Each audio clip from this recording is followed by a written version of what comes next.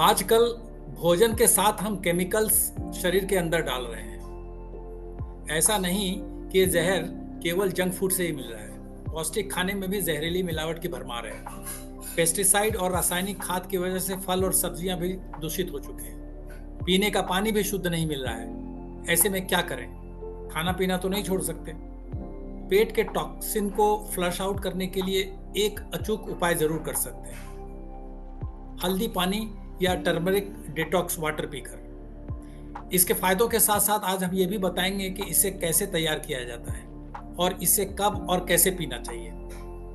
देश की जानी मानी न्यूट्रिशनिस्ट आज आपको हल्दी के सभी गुणों के बारे में बताएगी, लेकिन पहले आपको बताते हैं कि टर्मरिक डिटॉक्स वाटर के फायदे क्या क्या हैं। हल्दी में एंटीऑक्सीडेंट और एंटी इंफ्लेमेटरी प्रॉपर्टीज होते हैं। आयुर्वेदिक दवाओं में इसका काफी उपयोग किया जाता है। ये शरीर के टॉक्सिन को बाहर निकालने के साथ साथ हमारी इम्यूनिटी भी बढ़ाता है। ये स्किन के लिए भी चमत्कारी होता है। बाकी फायदों के बारे में एक्सपर्ट बताएंगी। उससे पहले जानते हैं कि टर्मरिक डिटॉक्स वाटर कैसे तैयार करते हैं। ये बहुत आसान है। आधा चम्मच प्योर एंड ऑर्गेनिक हल्दी पाउडर लें, उसे एक गिलास गर्म पानी में डाल दें। स्वाद को बेहतर बनाने और एक्स्ट्रा हेल्थ बेनिफिट लेने के लिए उसमें 1 चम्मच शहद और 1 चम्मच नींबू का रस और 1 चुटकी काली मिर्च पाउडर डाल दें। अगर आप डायबिटिक हैं तो शहद को अवॉइड कर सकते हैं। पानी को चम्मच से अच्छे से मिलाकर इसे 10 मिनट ठंडा होने के लिए छोड़ दें। टर्मरिक डिटॉक्स वाटर तैयार है। इसे भोजन से पहले थोड़ा थोड़ा पी सकते हैं। वैसे सुबह खाली पेट पीना सबसे फायदेमंद होता है। अब आपको मिलवाते हैं बेंगलोर की जानी मानी न्यूट्रिशनिस्ट और डाइटिशियन डॉक्टर अत्रेय निहार चंद्रा से। डॉक्टर निहार चंद्रा को हाल ही में बेंगलोर के टॉप न्यूट्रिशनिस्ट में जगह मिली है और इनका नंबर 3रा है। मेरा पहला सवाल यही है कि हमने अभी हल्दी डिटॉक्स वाटर के बारे में बताया, आप हल्दी के बाकी गुणों के बारे में बताइए। तो sir, this is my 17th year of working. So 15 साल से ऊपर काम करते करते हम अपने तरीके से ना काफी कुछ करना सीख जाते हैं, जो क्लाइमेट के ऊपर भी डिपेंड करता है, जो वाटर के पीएच के ऊपर भी डिपेंड करता है और लोगों के बॉडी टाइप के ऊपर भी डिपेंड करता है। सो मैं टर्मरिक कफा वाता पिता या कॉम्बिनेशन जो होता है काफ वात वात पिता, मैं कॉम्बिनेशन के और ब्लड ग्रुप के हिसाब से काफी अलग अलग कॉम्बिनेशंस में हल्दी को यूज करती हूँ।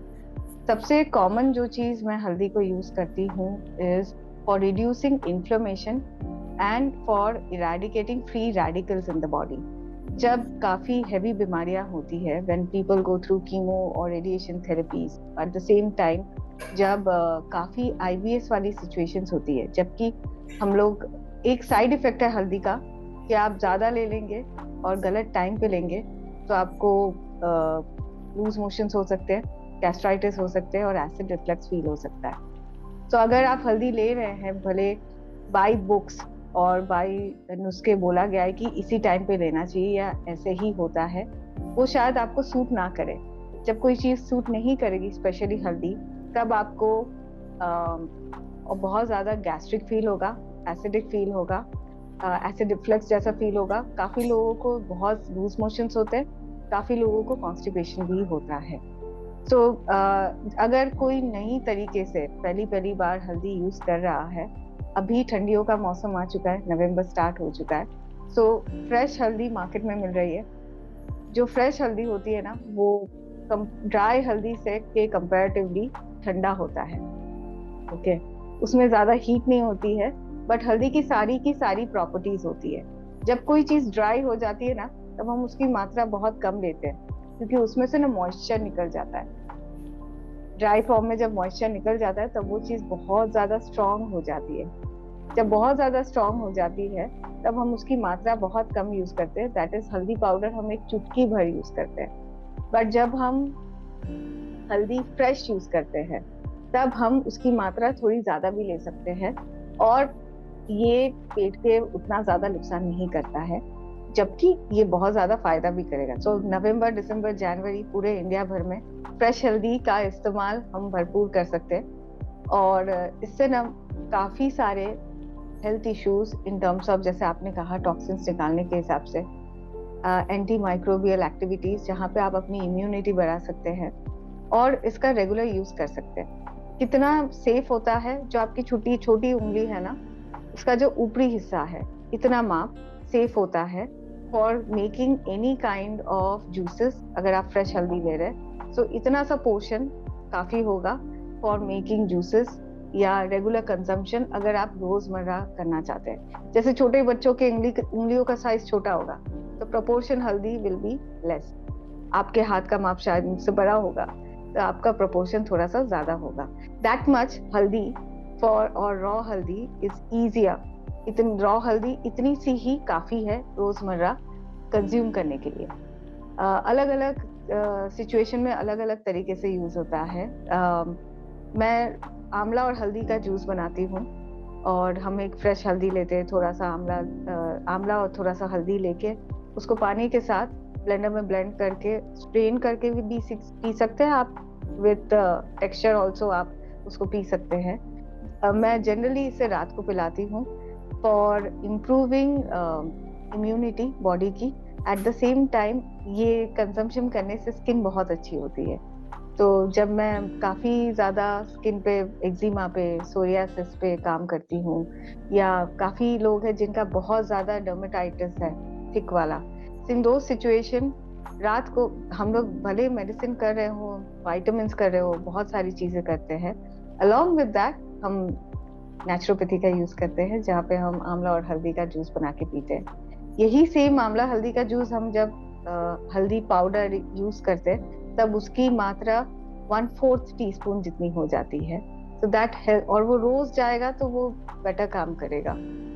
तो और मैं जनरली प्रेफर करती हूँ कि रात को ली जाए, सो दैट रात से लेके सुबह तक 6 से 8 घंटे मिलती है बॉडी को बिना कुछ खाए पिए। So it helps the body to work better. काफी बार क्या होता है कि लोग सुबह 6 बजे उठ के ले लेते हैं, फिर 7 बजे तक तो स्कूल जाना पड़ता है, तो जो टाइम फ्रेम होता है, जो गैप होता है, वो कम हो जाता है। जब हम किसी आयुर्वेदा या नेचुरोपैथी सेंटर में रहते हैं ना, तब 2-2.5 घंटों का वक्त मिलता है, क्योंकि फिर योगा कराएंगे आंवला हल्दी के जूस के बाद, फिर जाके ब्रेकफास्ट होता है।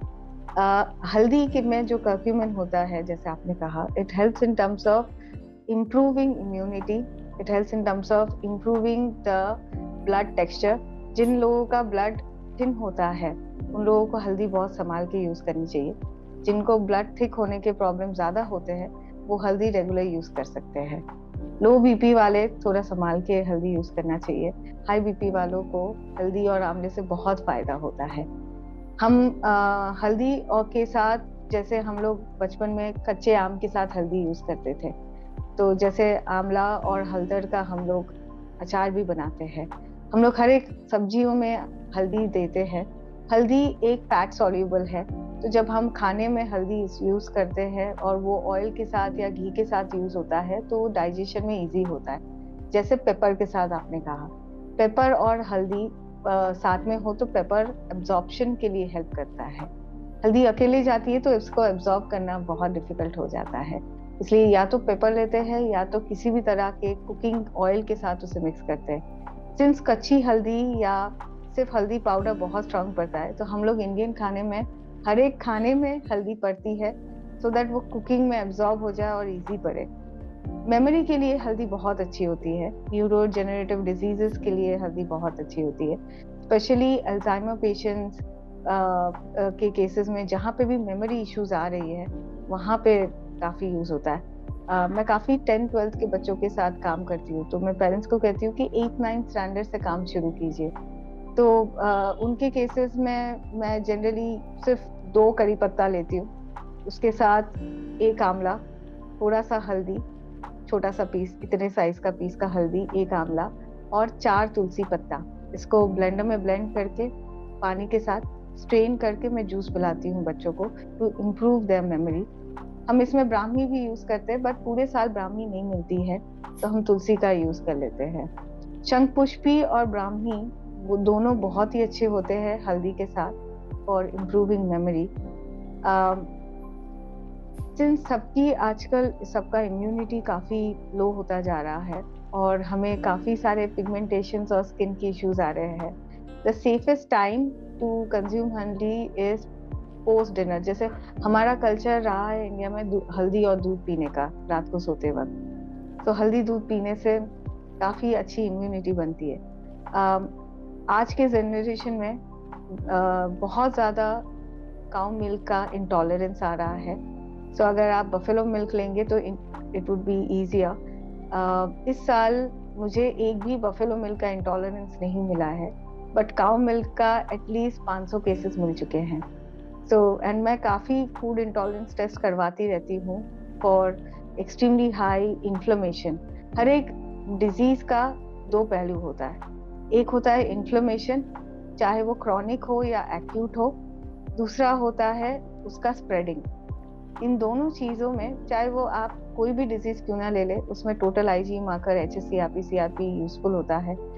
तो इन दोनों चीजों में हल्दी का मैं काफी ज्यादा यूज करती हूँ। मैं लोगों को सबसे पहले पूछती हूँ, आप खाने में हल्दी देते हो क्या? तो फिर मैं उनसे कलर मांगती हूँ उनके खाने का, कि मुझे पता चले, क्योंकि आजकल काफी लोग हल्दी देना पसंद नहीं करते वेस्टर्न खाने को देखते हुए। तो उसके सिवा फिर मैं उनका हल्दी का यूज आगे बढ़ाती हूँ।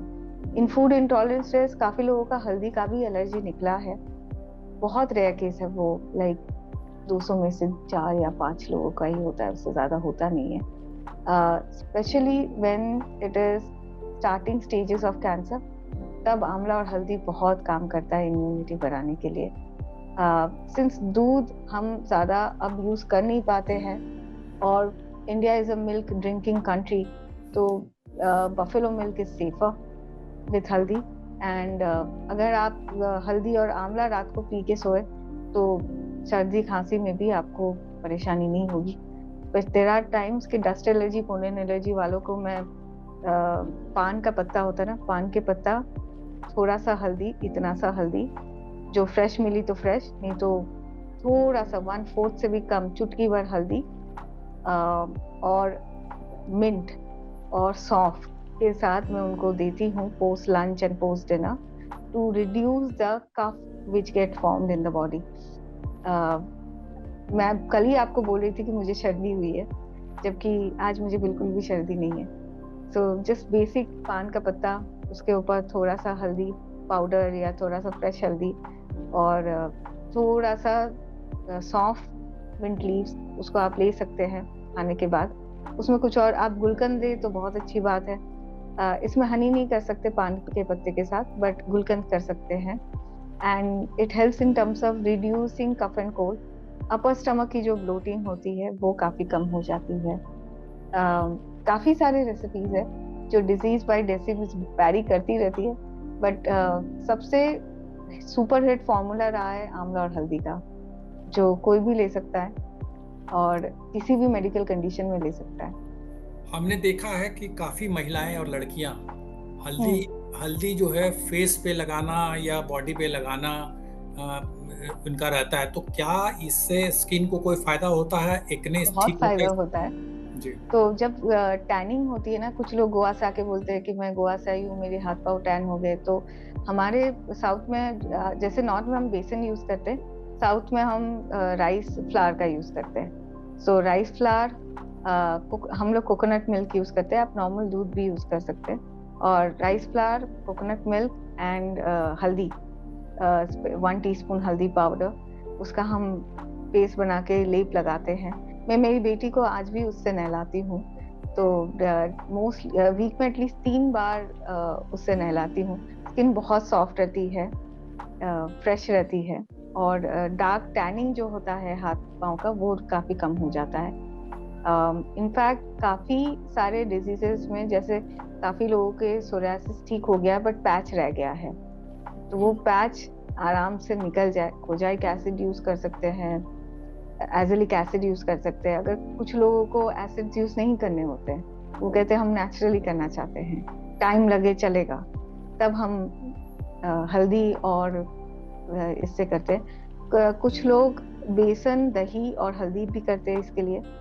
तो या तो आप बेसन लीजिए या तो आप राइस फ्लावर लीजिए, चावल का आटा लीजिए, उसके साथ या तो आप कोकोनट मिल्क ले सकते हैं या आप दही ले सकते हैं। तो अभी आपने कहा कि कच्ची हल्दी से ज्यादा फायदा होता है, मतलब पाउडर की अपेक्षा कच्ची हल्दी से ज्यादा फायदा होता है। फायदा दोनों से होता है। इट्स जस्ट दैट जो स्ट्रेंथ होती है ना चीजों की, वो अलग होती है।